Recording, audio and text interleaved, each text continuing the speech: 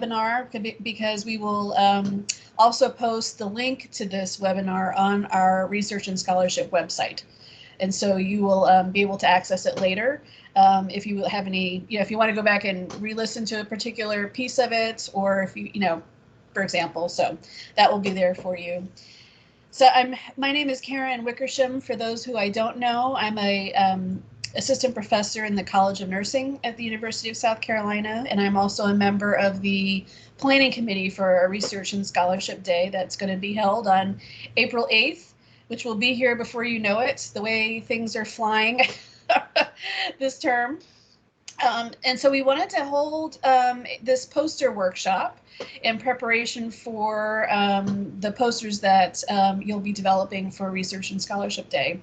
So I'm really happy to introduce Dr. Lauren Clark. Dr. Clark is a research program manager in the Office of the Vice President of Research.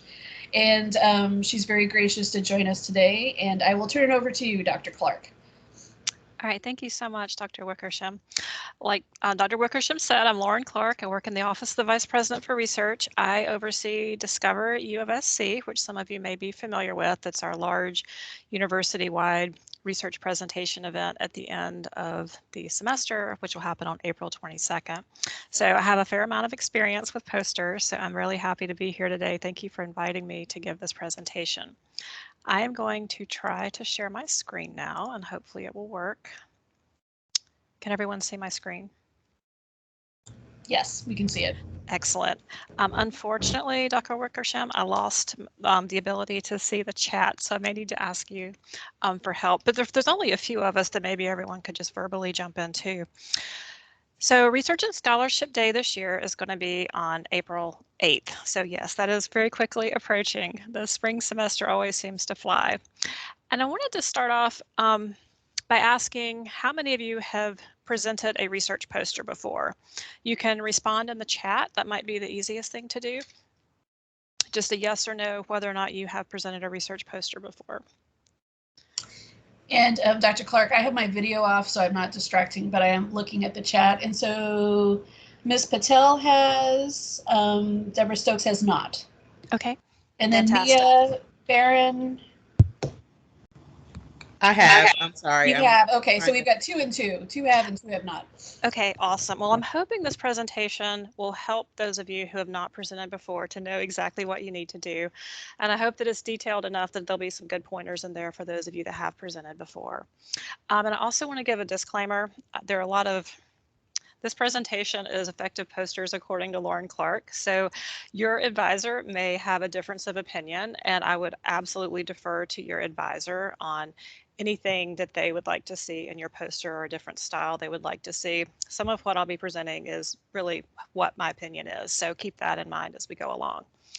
So a poster session is a place where you can display your work on it's basically a giant PowerPoint slide that'll be printed out, and you'll be able to discuss your work. It gives an easy visual for people to stand back, look at what you're doing. You've got things you can point out that you can talk about as you are giving your presentation. With the situation we have here at USC, the poster boards are 8 feet long, so there are going to be 2 posters on each board. And you can see that lots of people like to come by, your mentors like to come by, sometimes families like to come and see your poster. The posters are going to be side by side like this. So that's why the dimensions that I'm going to mention in a minute are the way that they are, to make sure that we can fit 2 posters per side. Posters this year will need to be 44 inches. The maximum size is 44 inches high by 44 inches wide. So that's the maximum. You don't want to go wider than 44 inches on either dimension. If you're using a poster template from the University of South Carolina, you may need to adjust the dimensions on that template. And if we're going to look at some of those templates, but I was going to tell you how you can get to those. The university has a brand toolbox, which you may or may not have used before. But if you're looking for these templates, you can go into the brand toolbox, and then resources, and then templates, and then research posters, and there'll be a selection of templates to choose from. If you're a student presenting for the College of Nursing, you must include one of these logos on your poster. And now I'm going to show you the 4 different templates that are available through the brand toolbox on the university website. This one basically has 4 columns. There's 2 basic styles. There's 3 columns or 4 columns. This is one of the 4 column templates, and the band is across the bottom. Whereas with this 4 column poster, the logo is sort of in the top right corner and there's no band along the bottom. And then there's a 3 column option, and they also suggest different accent colors you may choose to use.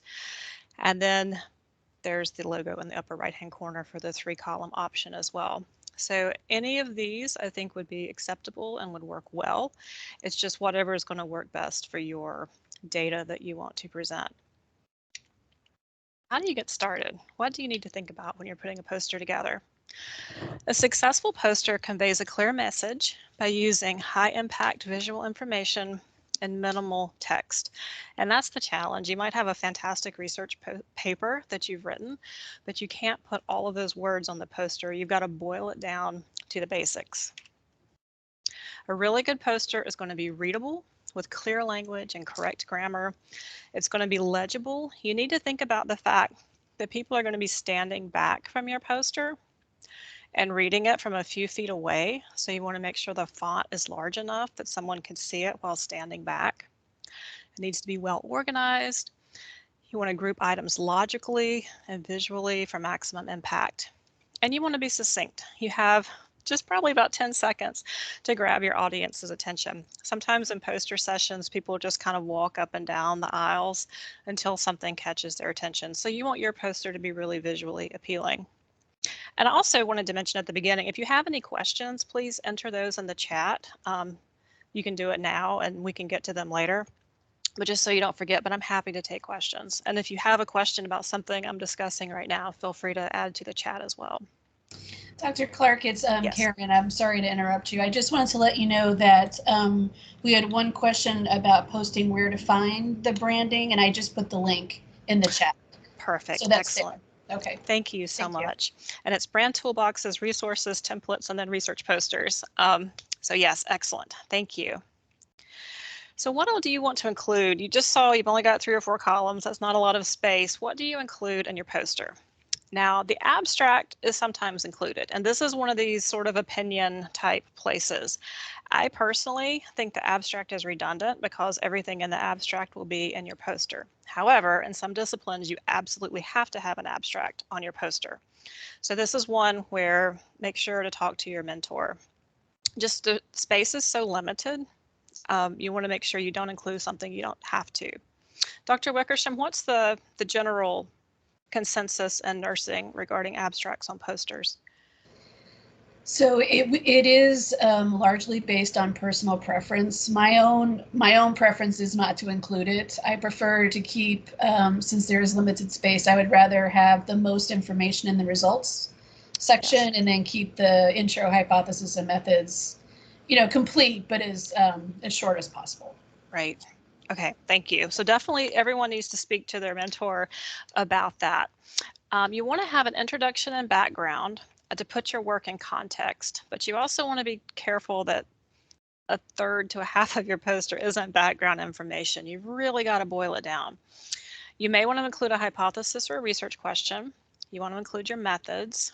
You want to include your results. What did you find? You also want to have some sort of discussion where you interpret your results. What did they mean? And sometimes results and discussion can be combined. At the very end, you might want to have conclusions, what you learned, what the next steps might be for your research. And you also want to include references. But I would say for the references, that's one area where I personally think you can go way down on the font, that you don't need to have that really large. That can be small, but it still needs to be there. And also acknowledgments are very important.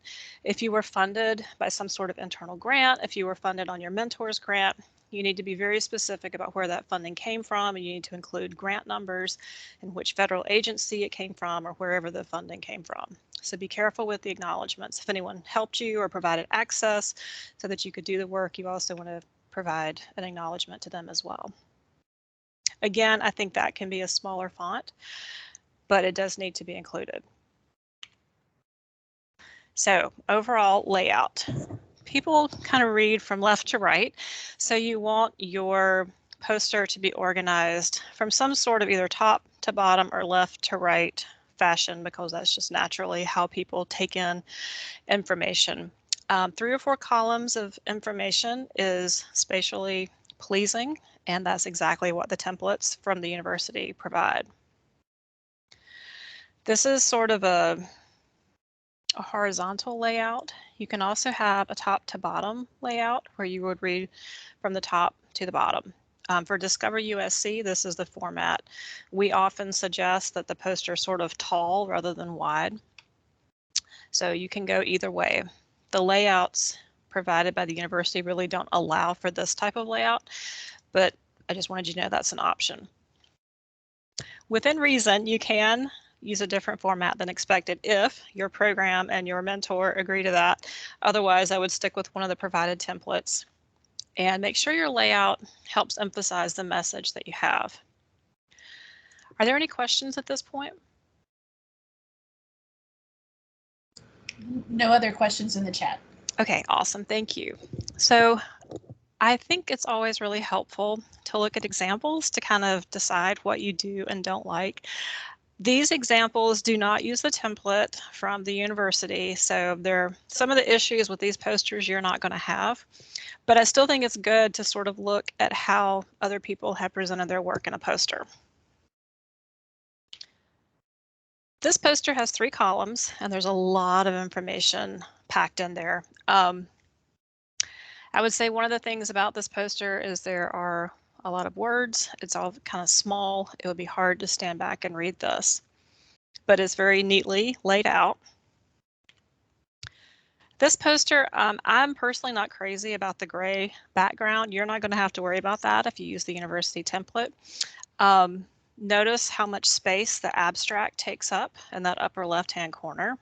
When you've got really limited space, that's why I would argue for not including the abstract. Then there's just a solid block of text for the introduction.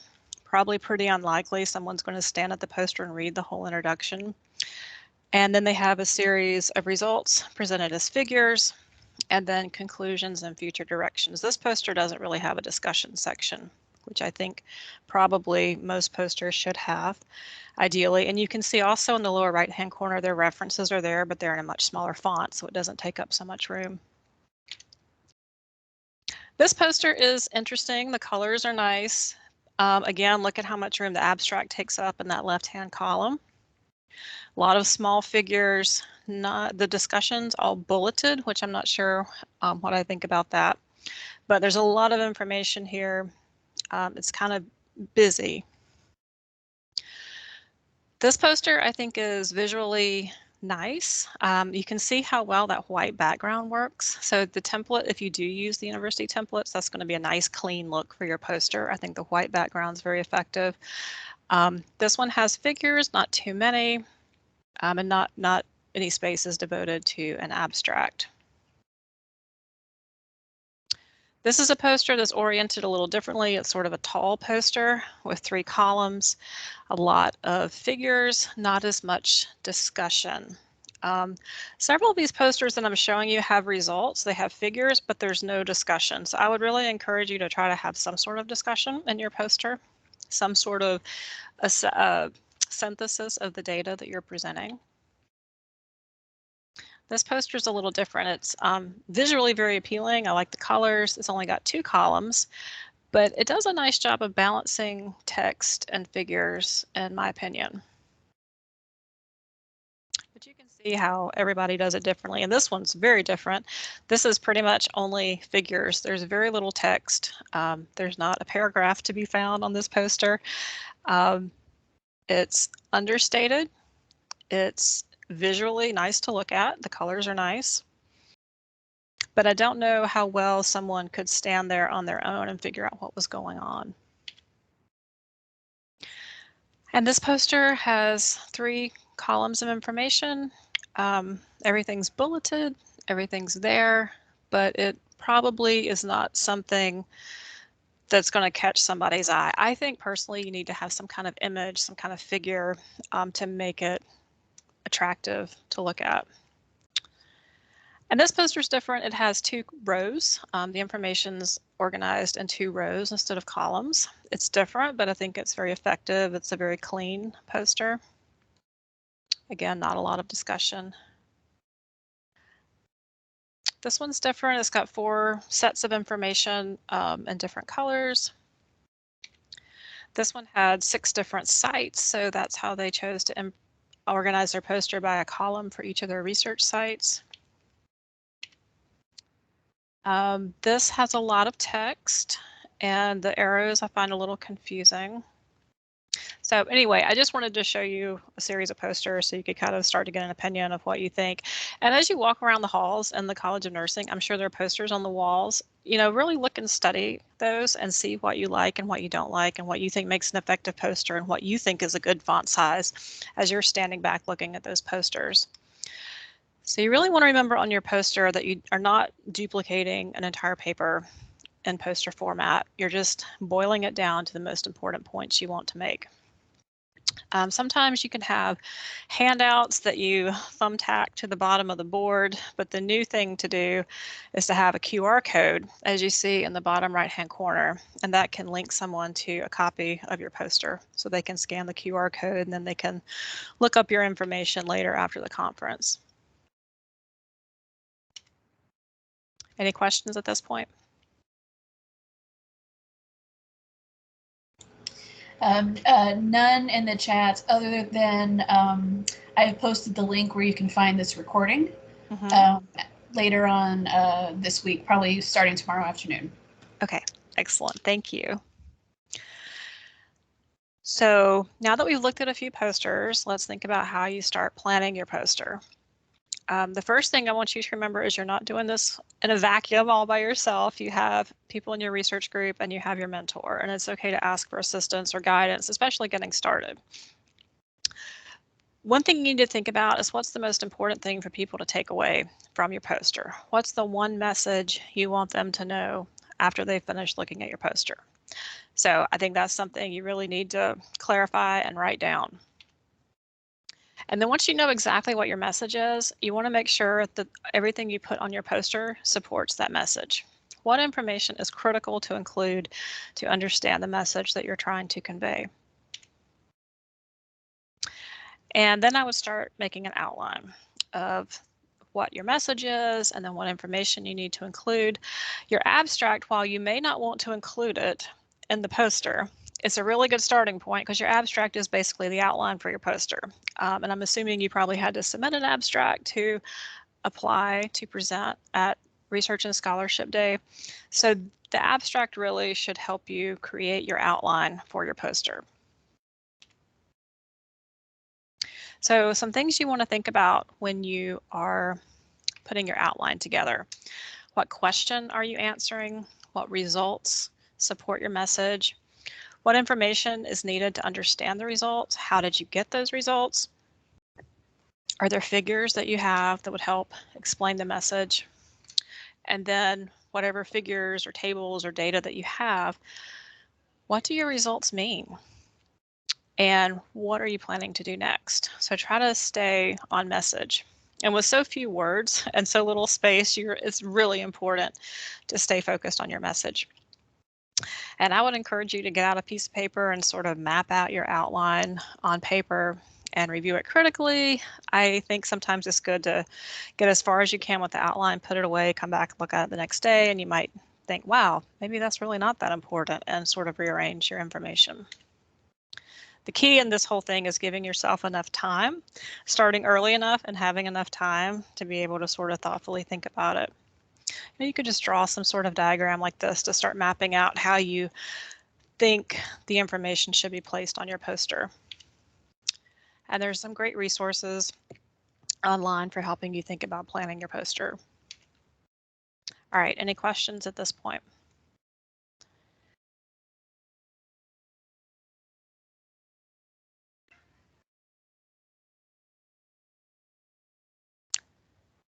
All right, well, we will keep going. So when you think about creating your poster,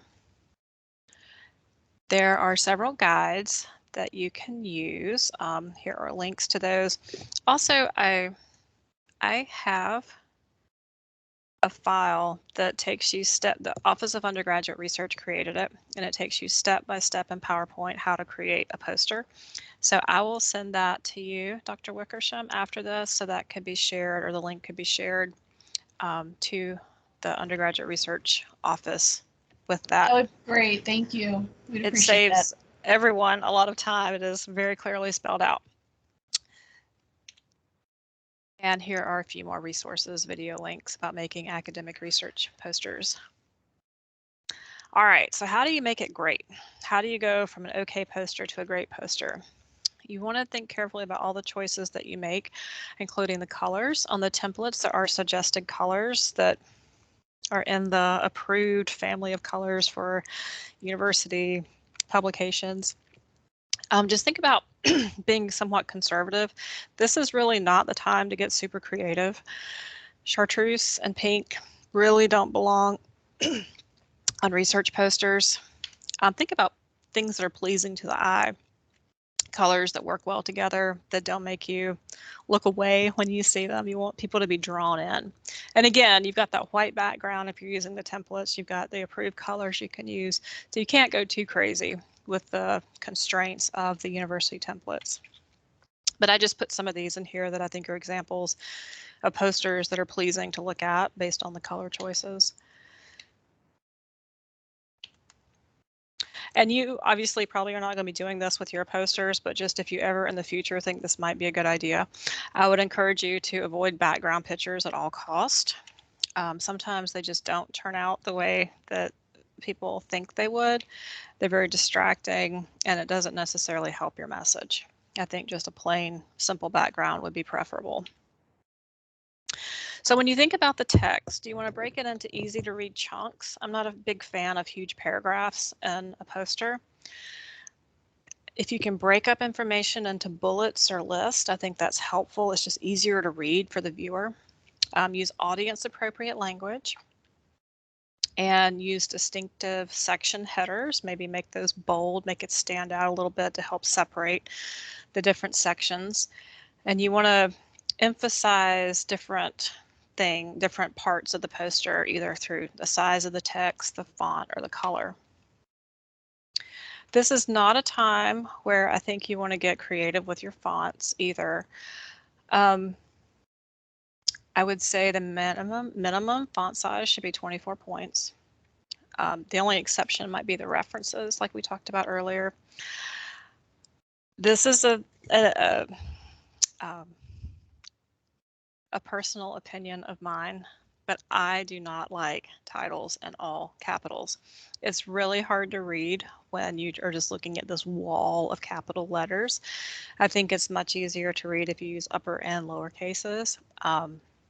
Some people are a big fan of all capital titles. I am not, so I would encourage you not to do that unless your mentor feels very strongly that that's how a title should be. But personally, I think they're a lot harder to read. And remember, people are going to be standing back from your poster trying to read it. I would only use a couple of different fonts, maybe one serifed font and one sans serif. And I would use normal fonts. I wouldn't go and use any unusual fonts. Remember, you're going to save this probably as a PDF and then print it. So you don't want anything crazy to happen from the saving it as a PDF to the printing. So the one way to be careful is that you can use a common font. If you're using a lot of symbols or math, use the most basic symbols and make sure to save your poster as a PDF before you send it to printing. Sometimes fonts can get changed during the printing process, which would not be ideal at all. So here's some guidelines for the sizes of the fonts for different parts of the text. The title should be the largest, 90 to 120 points. Subtitles, maybe 72. Section titles, maybe 45 points. And the main text, 24 points would be the minimum. In terms of your images, photographs, figures, tables, all of that is great. I am not a big fan of clip art, so I would discourage the use of that. And before you print, you really want to make sure to check the quality of your images, of your pictures before you print. And you can check it at 100% size by going under View and PowerPoint, because it would be a shame to print your poster and have your pictures or graphs pixelated. And another word on images, be really careful. Don't use images you find on the internet for your poster unless you know that they're not copyrighted. And if you have to know they're large enough to print well on your poster. So it's best to just always use your own images, and then you don't ever have to worry about it. So one simple rule of thumb with your poster is once you plan everything you think you need, simplify it after that. This is a very stripped down, simplified poster. I'm not necessarily saying that yours should look like this, but it is a very clean poster that has greatly simplified the information on it. When you look at what you're going to include, you need to double check everything. Does it support your message? Is the language understandable? Do I have too many words? Do I have a big block of text? And is it too busy? Do I have too many figures? Sometimes people feel like every figure has to be included, and that can make a poster really busy. So for viewing and editing, it's helpful to view the layout and the content at full size. So you just go into PowerPoint. I think I mentioned this earlier. You go to View and then Zoom and then 100%, and then you can see exactly how everything's going to look. One important thing, again, you want to get this done ahead of time so that you leave yourself enough time to share your poster with your mentor and your peers, and anyone whose name is also on that poster should also have the opportunity to review it. You want their honest opinions. You also want to make sure you don't have any typos in your poster. Nothing is more heartbreaking than putting all this work into a poster, getting it printed, opening it up, and realizing you misspelled a word in your title or your name or something like that. So you really want to have time to go through several rounds of editing and make sure everything is perfect.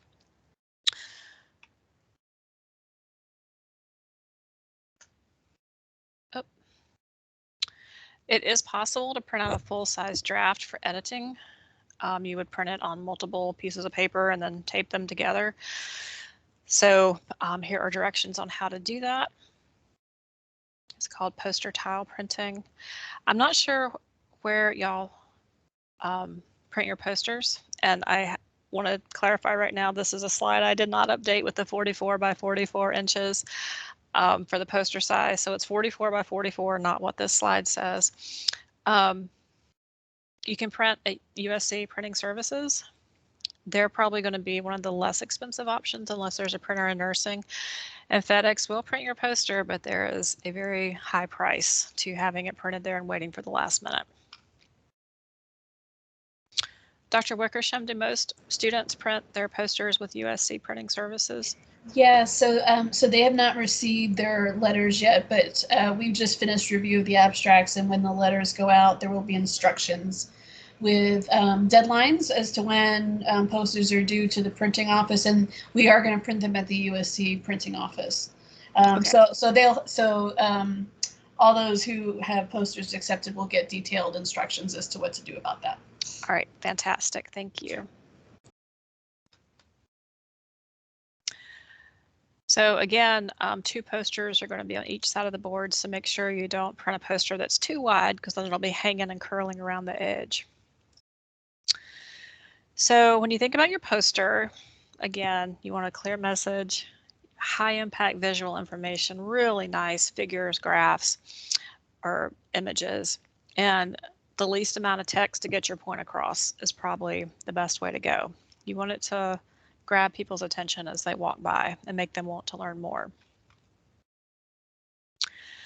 So after you've printed your poster, you're not done. You still got to present it. And that's something I think people sort of forget about or don't spend as much time on, is preparing the talk that you're going to give with your poster. So I just want to give all of you forewarning on that. I think it's a really great idea to prepare several versions of a talk, one that's like 30 seconds. If someone just comes up and says, "So, what are you doing?" a really quick spiel would be great to have in your back pocket. You probably want a 2-minute and a 5-minute overview of your project. If these are going to be judged, then you definitely would give your judges the long 5-minute overview of your poster. But if someone's just kind of walking by and wants to know what you're doing, you could give them a 30-second or a 2-minute talk. And you want to think about this carefully and practice and prepare that for the talks before the presentation.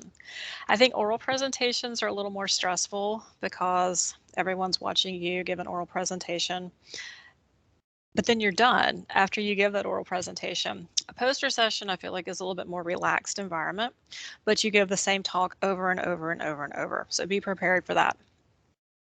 So in your brief talk, you're going to want to explain the context of your research and why it's relevant. Why should we care that you did this work? What's your objective? What'd you do? What were your results? And when you're talking about your results, you've got your figures and tables right there. So point at them and use them to help you make your point. And what did the results mean? What's the significance of this project? So you've really got to think about, why should someone else care about this research? And I'm guessing, being in nursing, all of you have extremely relevant topics that everyone will be interested in. So it's probably not going to be very hard for you to think about why people should care. But when you're thinking about your talks, you want to think about why people should care and make sure to convey that in all the different versions of your talk. You also want to be prepared to talk with non-experts as well as experts. You might have someone like me come to see your fantastic poster, and I'm not in nursing, I'm not from the medical field, but I'm really interested in what you did for your research project. So you'd probably want to have a version for someone like me, and then you'd probably want to have a different version for Dr. Wickersham or judges that were coming by to evaluate your poster. You can probably take it up or down, depending on who you're talking to. Make sure you know the definitions of every word on that poster and be able to define every single acronym. And don't include any acronyms if you don't define them on the poster. You want to critically review your poster for potential questions. Think about what people might ask you about. Get together with your friends, show each other your posters, ask each other questions. And don't be afraid to say, I don't know the answer to that question, but it's a great question. Or that's something, I should really look into. It's okay to not have the answer to everything. I would also say that I really don't think people judging posters are out to ask you a question you can't answer. I think they're just really interested. And they're like, oh, well, that data point is way different from all the other data points. Why is that? Things like that. That might be an obvious question. Try to think through those. Another question people might ask you is, what was something surprising that you experienced while you were doing this research project? Was there a result you didn't expect, and why not?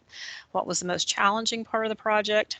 There's some general questions like that people can ask you, as well as the really specific questions about a particular figure or graph. But I truly believe most people are coming from a place of just being interested and wanting to know.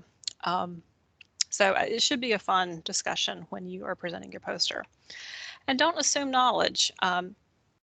You're the one that did your research project, and you know more than anybody else about it. So you're the expert on your project. So you may understand why all this is important, and you may understand the context, but someone just walking up to your poster may not. So just make sure to give people the context before you start talking about your results.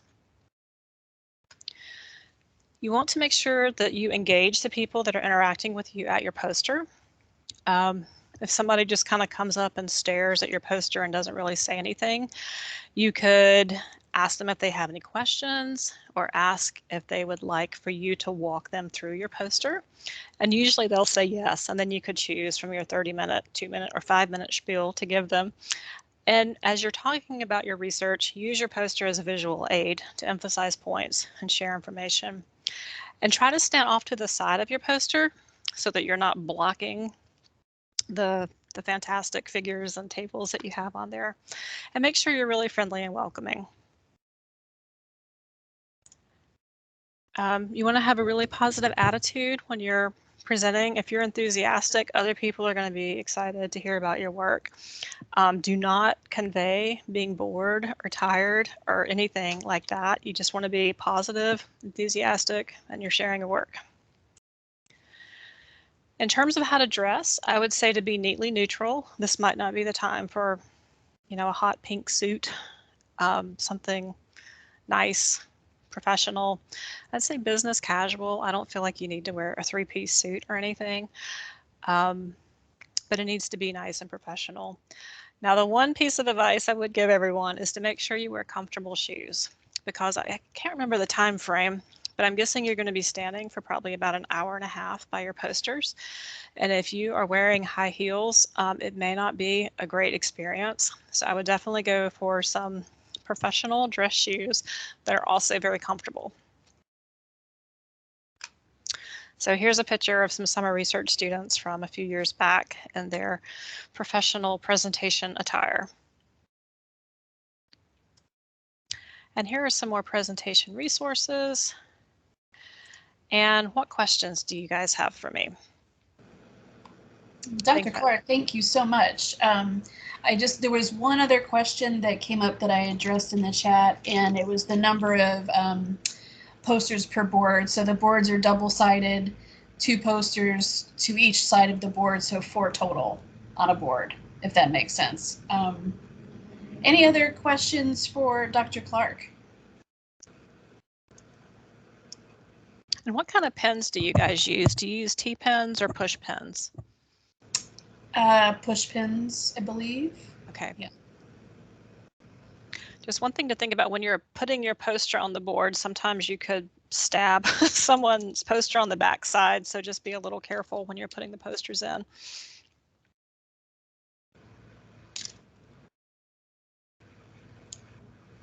I have a question. Go ahead, Mia. Is it required that the posters, we have it laminated, or is it paper? What's the preference there? So there are 2 options, I believe. One is paper. It does not have to be laminated. The University of South Carolina printing office has a standard standard type of paper that they'll print it on. The other option is vinyl, and I don't know if we print. Does our print center use vinyl? Do you know? Yes, and one thing Okay. that's great about vinyl is if it gets wet, it doesn't matter. You can wad it up and throw it across the room. It springs right back to life. So just, if it's a rainy day, I would worry about a paper poster. And I think vinyl might be a little bit cheaper. I mean, things could have changed because we haven't printed posters since 2019. But it was the case that vinyl was cheaper before. Vinyl is also easier to transport because you don't have to have a poster tube necessarily. Right. So if you're coming in from, let's say you're flying to a conference, you have this big poster tube that counts as a carry-on versus shipping it versus vinyl, which you can just fold up and put in your suitcase. So, but for purposes of this, for purposes of our researcher scholarship day, either one is fine, vinyl or paper, and it does not have to be laminated. And then Deborah had a question if we wanted to include pictures we have found online. Do you recommend any websites with non-copyrighted pictures? I'll answer that first. I don't know of any in particular. I just make sure that there's no copyright or trademark or watermark on the picture before I use it. Lauren, do you have any recommendations for that? I don't. My recommendation, honestly, is to just use your own images. Yeah. I mean, that's preferable if it's possible. Yeah, I generally use my own, or you can contact your mentor also, because they may have amassed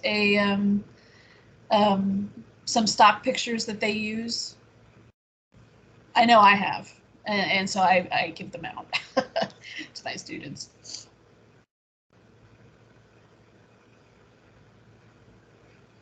Other questions? You're welcome. I'm going to put in a little plug for Discover USC. I know you're all presenting on April 8th. Discover USC is on Friday, April 22nd. and you've already created your poster, you could present it one more time and get more presentation experience and the possibility of winning awards from either the graduate student section or the undergraduate student sections. So I think registration's due by March 5th. It's a very simple registration process, but if you would like to present again, we would love to have all of you participate in Discover USC as well. Thank you. It's a fun day. I've been to Discover USC. If you haven't, it's a fun day. It's at the Columbia Metropolitan Convention Center. It feels like a big conference, and we have free lunch for everyone who presents. So it's a nice way to spend a Friday. Yep. I'm not seeing any other hands or comments or questions. Have I missed anyone? Okay, I'm seeing none. So some last thoughts from myself. So as I mentioned earlier, the letters should go out shortly within the next couple of days. So you'll find out in the next couple of days. With the letter will come instructions. With the post date, I'll confirm the poster size, the due dates for submitting it to the USC Printing Center, when to pick them up, and when to bring them over to the Pastides Alumni Center, which is where the event's going to be held. The poster sessions will be in the morning, and they are about an hour and a half. So I think it's from 10 to 11:30, perhaps. So just as an FYI, you get early knowledge of that. So comfortable shoes are good. So I'll put this out there, and I'm just about to sneeze. Excuse me, I'm so sorry. I was hoping that would just go away, and it wouldn't. So one thing I've noticed as I attend conferences, a lot of times, this is not the case for Research and Scholarship Day or Discover USC, but sometimes the poster sessions are held during cocktail hour or during a like a networking hour and that kind of thing. And so the question I always get is, should I drink my cocktail while I'm presenting? And there's different schools of thought on that. My general answer is no. Have your hands free and just be able to talk to your poster and then go have your cocktail afterwards. And like I said, that doesn't happen often, but just be aware that poster sessions can happen just about any time of day. And same thing goes with eating and things like that. I just generally like to have my hands free, and then I'll go grab a snack after I'm done. It's entirely preference, and by all means, check with your own mentors as well. There will be poster judging at our Research and Scholarship Day, so you will be asked to answer, give a short summary and to answer questions. Will it be obvious who the judges are? I don't know. I don't think so. Oh, that's interesting. I think we're going to be incognito. Okay. We haven't come up with a firm answer on that yet. I apologize, but I think we'll just be going around asking questions.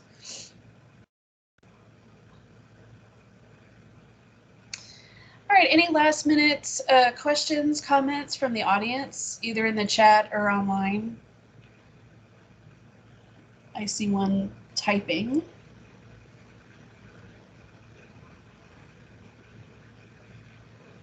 Michael says, thank you for your time. Oh, I'm sorry, Lauren, you can see the chat now, I think, but anyway. Yes, I can now. Still reading it out. Thank you you're well. Thank you. And so let me reiterate that. Thank you so much, Dr. Clark, for meeting with us today and for giving all of this information about posters. And like I mentioned earlier, we will post the link to this webinar on the website, as well as other materials that might be useful for you. That sounds great. And I will share the step-by-step guide to creating a poster in PowerPoint. Excellent. Thank you. All right. Well, if that's it, if no other questions, then I will go ahead and thank you so much from Carol. Well, thank you all for joining us. We appreciate your time and your support, and we shall be in touch in the next few days. Thank you. Thank you. Thanks again, Lauren. Of course. Thanks, everyone. Good luck with your poster session. Okay.